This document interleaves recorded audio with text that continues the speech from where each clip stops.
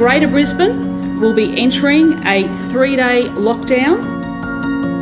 It is a very wise decision by the Queensland Government, by Premier Palaszczuk, to put in place the precaution she has over the next few days. After the new highly infectious strain of COVID-19 was detected in Brisbane on Thursday, the Prime Minister called an urgent meeting of the National Cabinet.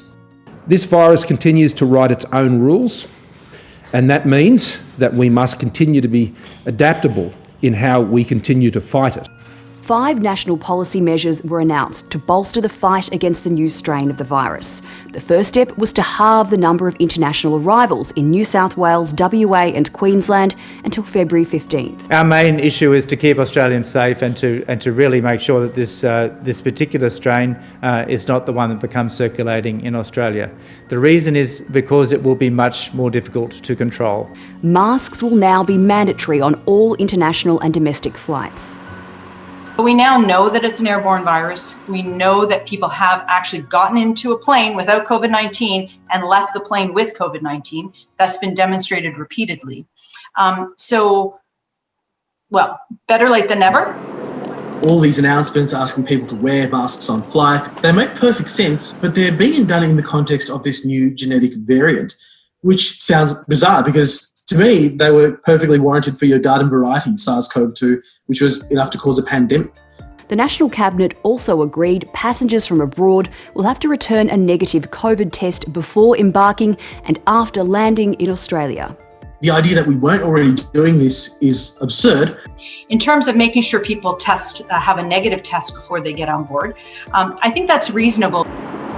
Epidemiologist Nancy Baxter has welcomed the extra precautions but says a common sense approach is needed. You do have to remember that people can continue to test positive for COVID-19 for 120 days after they have COVID-19. So I think we need to use common sense there. Obviously, we don't want people on the plane to be exposed to somebody who's contagious.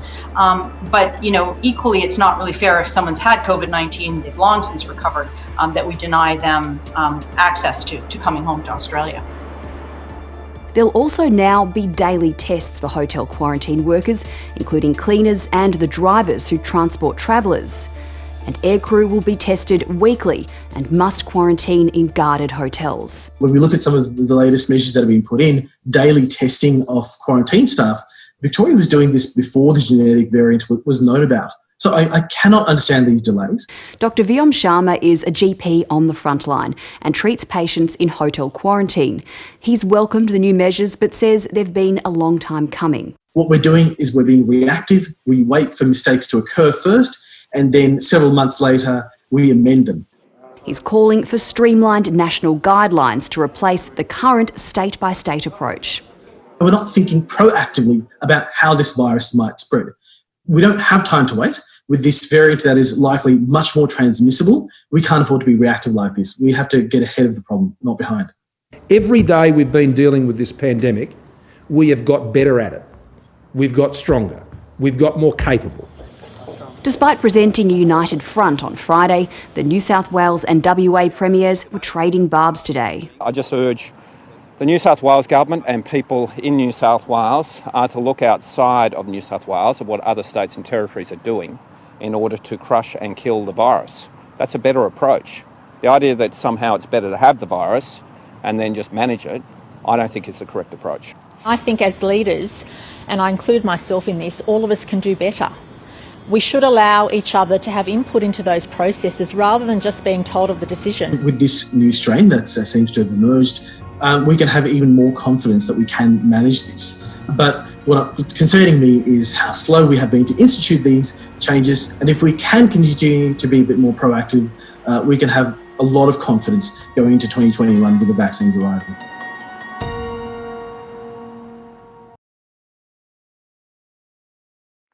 Hi, I'm Lee Sales. Thanks for watching this story. If you'd like to watch more of 7:30's stories, they are on the left of your screen. And tap on the button below to subscribe and get the latest from ABC News.